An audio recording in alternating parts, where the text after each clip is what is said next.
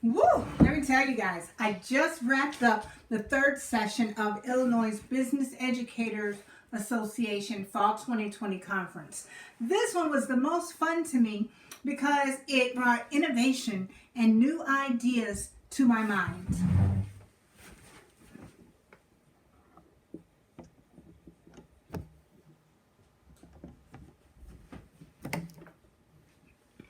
So, for example, the topic of that session was telling your school story with social media in terms. And let me break down for you a different way of what we had just learned. There's a school down in Marion, Illinois named Marion High School. Marion is M-A-R-I-O-N. Marion High School is doing something very unique, innovative, and out the box. You know how Generation Z, so students born around 2000 up until about 2010. Generation Z are tech natives, meaning that they grew up with technology in their hands. You may recall, if you're Generation Z, that, and in the case of my oldest child, you all had cell phones in your hands probably as a toddler. You may have had your own cell phone when you started school. You always grew up with the internet as a tech native, and you even are used to things being more cloud-based or digital. Someone like me, like Generation X, we did not have that. I got to see the birth, if you will, of the internet. Even when I went away to college, we only had about 2 technology labs, and not every dorm had a printer, and very few students in our residence halls even had their own computers. So, as opposed to Generation Z, what most of our students are now, you all are tech natives or technology natives. With that being said, the presenter, Deanna Hudgens, she's one of the teachers there. She's leading a great idea and a great program with her students where they are using their acumen, their knowledge, their understanding of technology to run the district's social media campaign. These are some of the things that we saw. I had learned from her that the platforms that they use most frequently, that's yielded the best results, are to use Facebook for parents, because Gen Xers, we love our Facebook, as well as Instagram for students. They weighed cost-benefit analysis about which social media platform would be better. Some ideas came up, such as Snapchat. However, Snapchat is not static. You know that your posts disappear almost instantaneously. So they decided to use IG or Instagram so that it would stay there, so that you could find it and refer back to it later. And the administrators tend to use Twitter. It brought forth, though, statistically, that Twitter does not have as much engagement, but admin tends to use that, as do I. They also shared with us some of the successes if we were to launch a social media campaign where students are in charge at our school or district. Some of the statistics and successes in their first year, which was last school year, the 2019-2020 school year, they saw about 10,000 average weekly engagements with their messages. Our school is just about the same size. We could gather 10,000 engagements with as cool pirates as we are.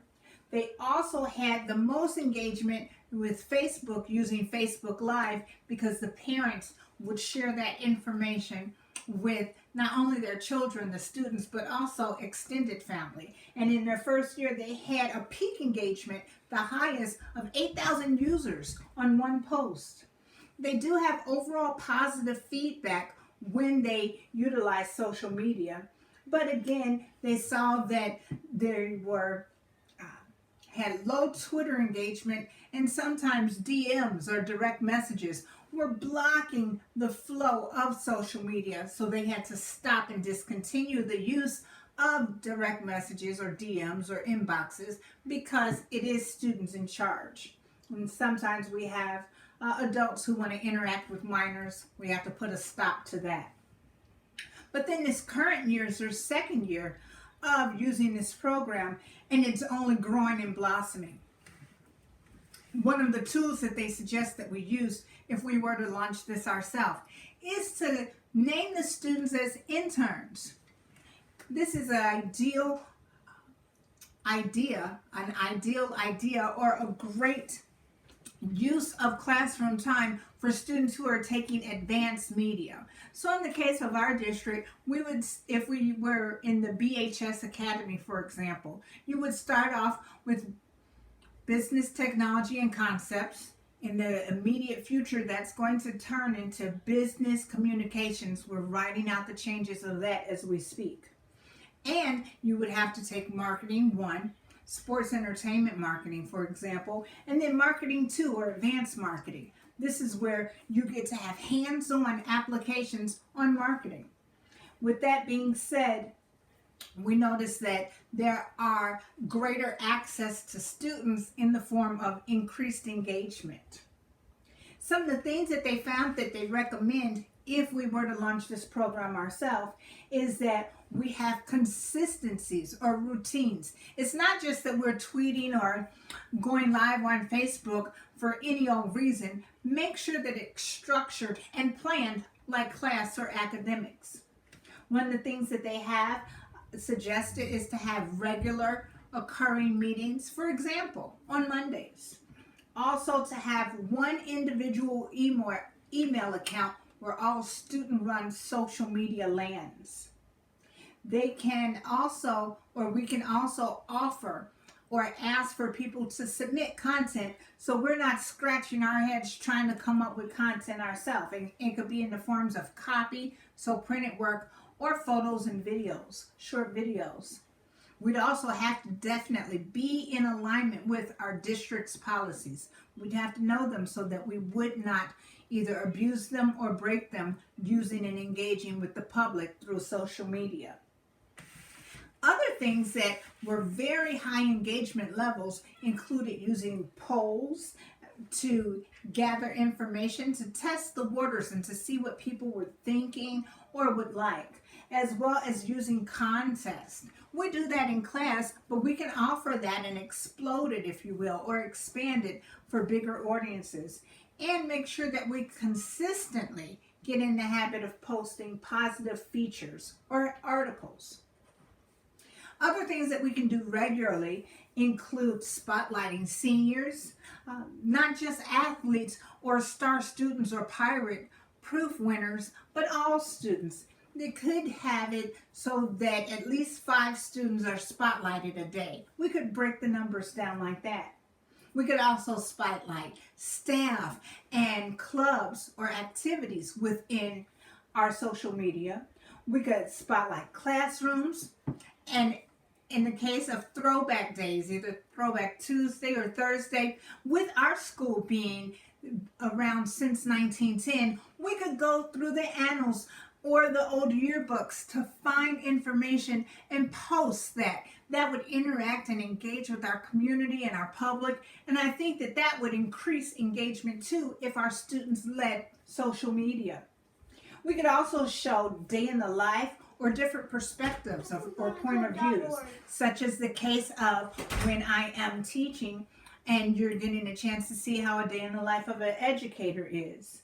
We could also regularly show weekly schedules, bell changes, calendar, 9th grade know-how. This is a wonderful partnership for our first year students who take part of 9th grade success academies. If we were to use social media to engage our 9th graders and to give things like study skills and or how to maneuver high school or graduation requirements, that constant presence would definitely benefit and help our 9th graders remain on track. We'd also could have alumni advice, guidance, or counselors department deadlines, and spotlight athletic events. One of the things that we would have to invest in would be the use of an application called classintercom.com. That's spelled class, C LASS Intercom, INTERCOM.com, and that's where we could develop content, have content pending after we had a teacher or a coach look over the information, and then publish it from classintercom.com. Once again, this was a fantastic session, and I just wanted to bring it to you hot, fresh out the kitchen after I learned it. I am going to break away from you in a moment to go attend my final conference for today, because I had, not conference, but final session for today, because I have a few more meetings to get to. I'll see you soon. Bye.